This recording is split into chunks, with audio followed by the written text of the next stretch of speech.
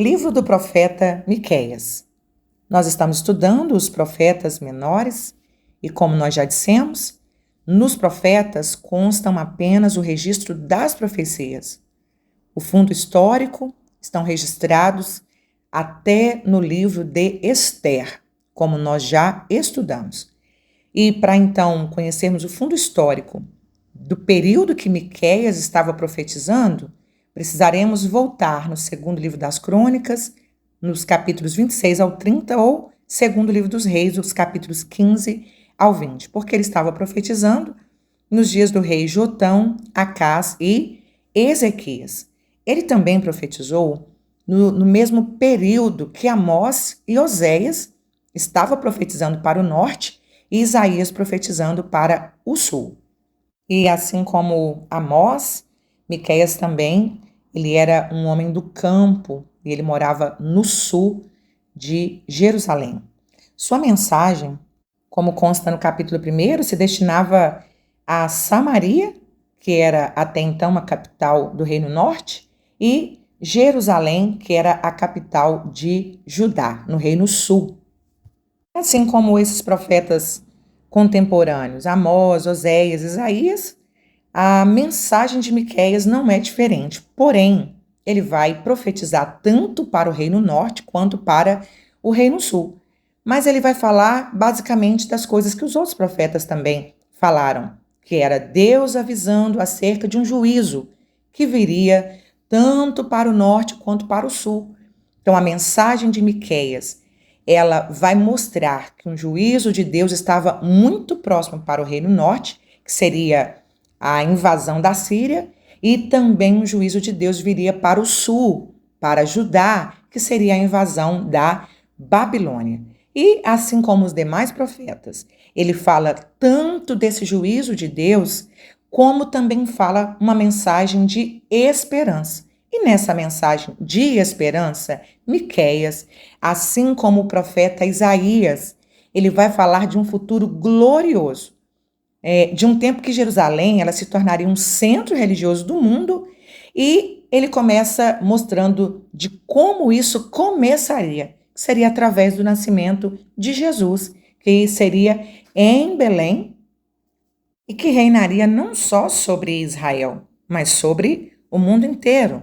Então, há muita semelhança no livro de Miqueias com o livro de Isaías, porque os dois escreveram acerca da libertação de Judá, do jugo da Síria, da conquista da Babilônia, mas também os dois falaram de um futuro, chamando o povo ao arrependimento, trazendo essa mensagem de esperança acerca desse reino milenar de Cristo. Miqueias, porém, vai trazer um detalhe diferente dos outros profetas. Ele vai falar na sua profecia em que cidade nasceria o Salvador, que seria na pequena vila de Belém Efrata. Então vamos estudar o livro do profeta Miqueias. Livro do profeta Miqueias, capítulos 1, 2 e 3. Como já dissemos, o profeta Miqueias profetizou nos dias do profeta Jotão, Acás e Ezequias, reis de Judá. Como estudamos no livro dos reis, Acás foi um dos piores reis que passou por aquela nação. Ele levou o povo a um nível tão baixo da idolatria, que ele fez com que os filhos de Israel adorassem a um Deus chamado Moloque, que recebia sacrifício de crianças. Os pais ofertavam os seus bebês, jogando os seus filhos dentro de uma fornalha de fogo para agradar esse falso Deus. Deus então se apresenta, verso de número 3, como alguém que está descendo, andando sobre as alturas da terra, vindo com ira para tratar com aquela nação. Verso de número 9, o Senhor diz: olha, a sua chaga é incurável, ou seja, vocês apostataram tanto da fé que não há remédio para vocês a não ser que vocês passem por esse tratamento de choque, que é serem destruídos pela Assíria. Capítulo de número 2, os senhores acusam de maquinar o mal, planejar o mal. Eles não pecavam acidentalmente, era um pecado premeditado. E esse tipo de pecado, segundo Isaías, capítulo 59, versos 1 e 2, é aquele pecado habitual. A pessoa vai pecando, pecando, e ela passa a sentir prazer naquele pecado. Esse tipo de pecado separa o homem de Deus. Ainda no capítulo de número 2, o Senhor também acusa os profetas de estarem profetizando mentiras, iludindo o povo, levando o povo ao erro. E as pessoas, claro, preferiam ouvir esses falsos profetas, que profetizavam aquilo que eles queriam. Não é diferente nos dias de hoje. Aquele que tem uma mensagem bíblica, uma mensagem de confronto para o pecado, ele é rejeitado, criticado, e as pessoas chegam a dizer que esse discurso desse pregador, desse pastor, desse profeta é um discurso de ódio. No capítulo de número 3, o Senhor acusa todos os líderes da nação, tanto os líderes políticos quanto os líderes religiosos, que eram os sacerdotes. E mais uma vez o Senhor confronta os falsos profetas. Verso de número 2, o Senhor diz assim: olha, vocês estão trocando os valores. Vocês aborrecem aquilo que é bom e vocês amam aquilo que é mal. Ou, verso de número 5, assim diz o Senhor contra os profetas que fazem errar o povo. Os profetas, eles traziam mensagens de Deus para o povo. Então, um falso profeta, ele trazia uma falsa mensagem, fazendo o povo errar com seus falsos ensinamentos. E pior que não fazer o bem é amar o mal. Esta geração é uma geração que tem amado a malignidade, a perversão, a ponto de odiar valores, princípios. Temos vivido os dias de muita guerra contra os valores da família, contra os valores judaico-cristãos, e a educação tem sido tomada por esse sentimento progressista que detesta os valores do cristianismo, detesta a Bíblia, detesta conservadores, e por isso entendemos que o juízo de Deus em breve virá sobre essa terra. O profeta Miqueias estava sendo confrontado, rejeitado. Verso de número 8, ele diz: olha, eu tenho convicção do meu chamado. Eu sou cheio da força do Espírito do Senhor, cheio do juízo e de ânimo. Eu fui chamado para anunciar a vocês e confrontar o pecado de vocês. Verso de número 9, ele diz: ouçam agora todos os líderes da casa de Israel que estão abominando o juízo e pervertendo aquilo que é certo, aquilo que é direito. Verso de número 11, os seus chefes dão as sentenças por presentes, os seus sacerdotes estão ensinando por interesse, os profetas estão adivinhando para ganhar dinheiro e ainda mentindo, dizendo: não, nenhum mal nos sobrevirá. São os mercadores da fé que usam da sua posição espiritual para extorquir as pessoas. Mas o profeta Miqueias foi enfático ao dizer que eles não seriam poupados. O Senhor estava chamando ao arrependimento, mas eles não queriam arrepender. E hoje precisamos, assim como Miqueias, falar e ter convicção de que fomos chamados para falar a verdade.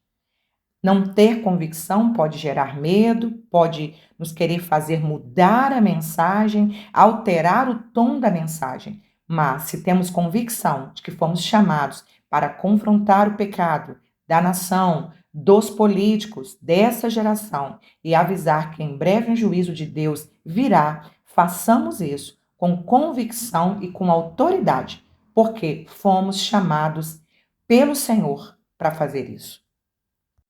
Livro do profeta Miqueias, capítulos 4, 5 e 6. O profeta Miqueias é chamado de o segundo profeta Isaías, porque assim como Isaías, ele vai falar muito acerca do Messias, acerca de Jesus. Ele vai falar sobre o seu nascimento, a sua obra de libertação e também sobre o seu reino futuro, que é o seu reino milenar.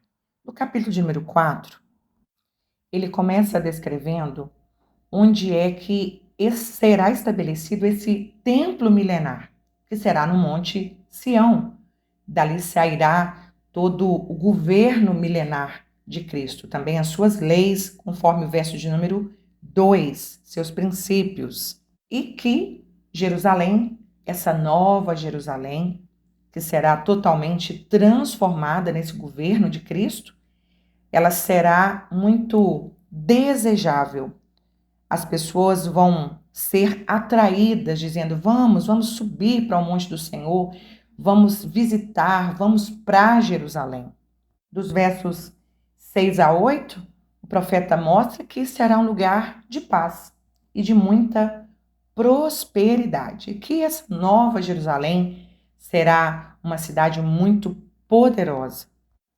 Antes disso, aparecerá o falso Cristo, que é o anticristo, e ele vai mostrar uma falsa paz.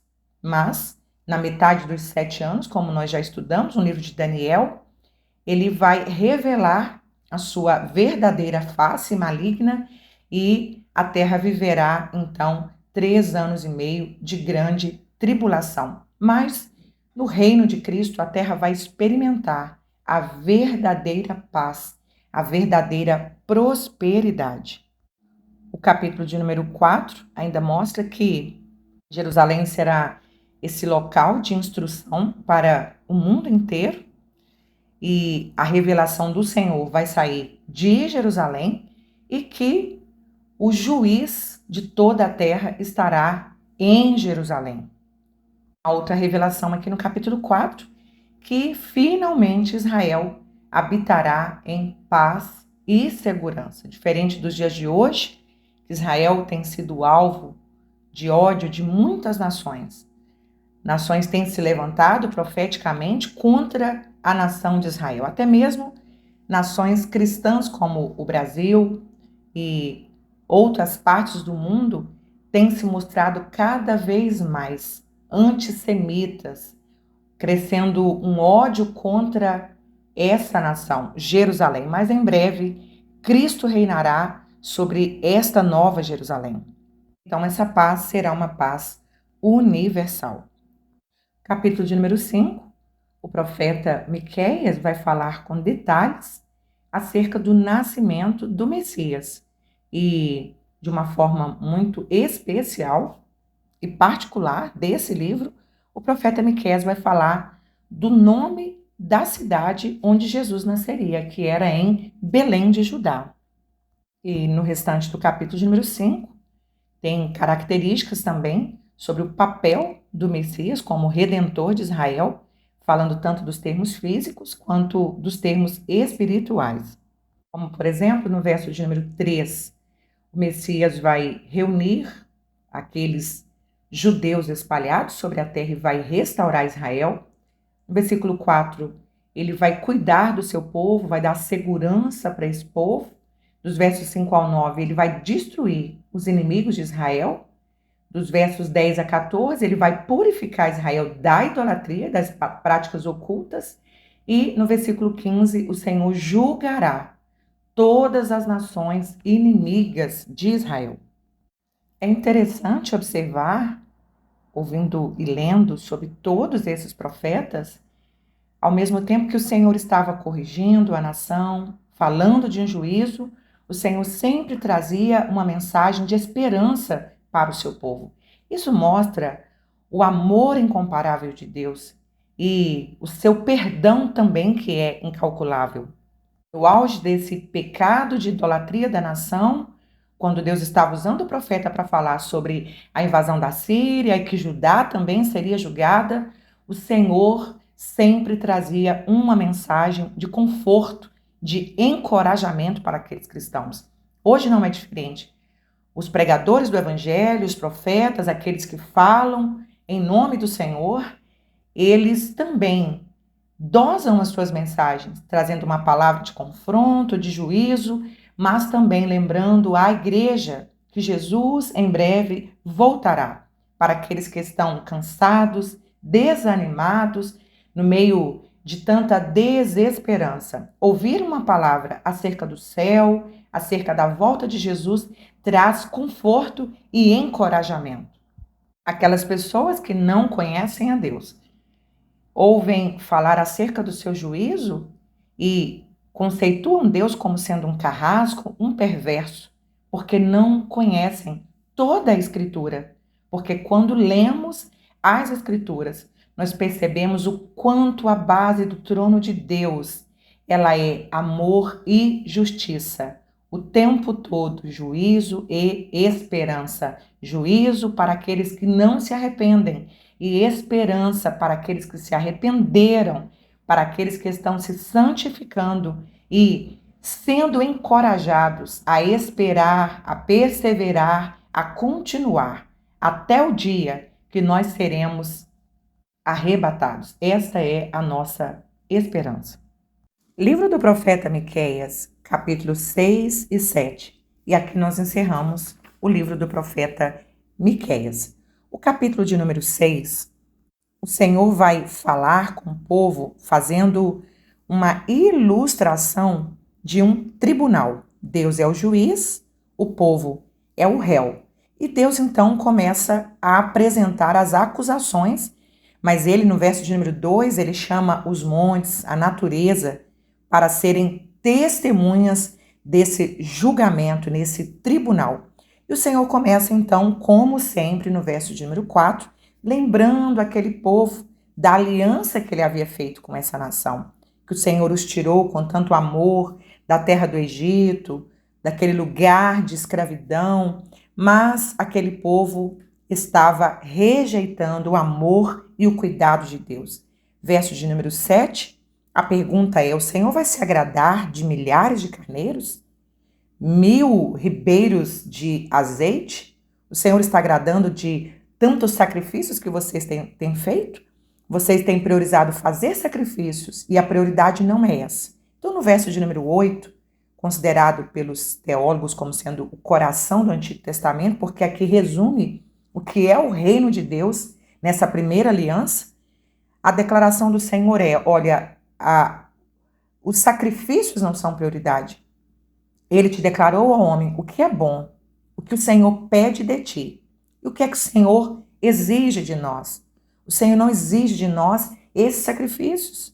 O que o Senhor exige do ser humano, e aqui resume a base dos mandamentos, dos princípios do reino de Deus na primeira aliança, é, primeiro, que pratique a justiça. Ou seja, a característica do povo de Deus é viver em justiça, fazendo o que é certo, ainda que todos estejam fazendo errado. A ordem de Deus é, a característica do povo de Deus é praticar a justiça, fazer o que é certo. Segundo, amar a misericórdia. E terceiro, andar em humildade diante de Deus. Ou seja, essas são as exigências morais de Deus, para que os seus súditos vivam no seu reino. Esta é a exigência. E, em outras palavras, o que anda em humildade com Deus, humildade aqui no sentido de submissão aos princípios da lei de Deus, vai praticar a justiça e vai amar a misericórdia. O capítulo de número 7, ele tem duas partes bem definidas. Na primeira parte, o profeta ele vai lamentar, ele vai chorar profundamente por causa dessa corrupção generalizada da sua nação. Ele faz uma comparação de que a nação se tornou como uma videira que não tem nenhum fruto. Verso de número 2, ele diz: não há entre os homens um que seja reto. Todos armam ciladas para sangue. Caça cada um seu irmão como uma rede. Verso de número 6, ele diz que até a família estava corrompida. O pai despreza o filho despreza o pai, se levantam contra a mãe, contra a nora, contra a sogra, e os inimigos do homem são os da sua própria casa. O Senhor está dizendo, toda a nação está corrompida, os valores da família estão corrompidos. E por isso, o juízo de Deus, verso de número 4, seria inevitável. Mas a partir do verso de número 7, o profeta expressa palavras de esperança. Ele diz, verso 7, eu, porém, esperarei no Senhor, esperarei no Deus da minha salvação, o meu Deus me ouvirá. Essa última parte do livro do profeta Miqueias é um dos textos mais lindos sobre o plano de salvação. O homem separado de Deus por causa do seu pecado, mas o Senhor, ele está pronto para perdoar, desde que esse ser humano se arrependa.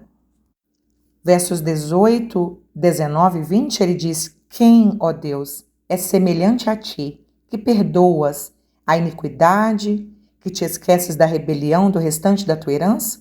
O Senhor não retém a tua ira para sempre, porque tem prazer na benignidade. Ou seja, o Senhor é misericordioso. Tornará a ter piedade de nós, subjugará as nossas iniquidades e lançará todos os nossos pecados nas profundezas do mar. Dará a Jacó a fidelidade, a Abraão a benignidade, que juraste aos nossos pais desde os dias antigos. Ou seja, o plano de Deus estabelecido no Gênesis capítulo 3, verso 15, de que da semente da mulher nasceria o Salvador. Esta promessa está de pé. Jesus nasceu, cumpriu a sua missão, morreu por causa dos nossos pecados. E por mais miserável que seja esse pecador, por mais fundo no poço esse ser humano tenha ido, se ele se arrepende, não importa suas práticas pecaminosas. Algumas pessoas criticam pessoas que se rendem a Cristo, que abandonam uma vida velha, uma vida de pecados e são restaurados pelo Senhor, mudam de vida e passam a pregar o Evangelho. Algumas pessoas criticam dizendo, errou tanto, falhou tanto, agora coloca uma Bíblia debaixo do braço e diz que é santo. Essas pessoas, quando fazem esse tipo de zombaria, elas não conhecem o poder transformador do Senhor e também não conhecem a sua misericórdia. Jesus, ele disse, eu não vim para os sãos, eu vim para os doentes, ou seja, eu vim para salvar pecadores. O que é que o ser humano precisa fazer? Reconhecer que é pecador. Se humilhar, arrepender e receber o perdão do Senhor para que seja salvo. Esta é a mensagem central do Evangelho que nós pregamos.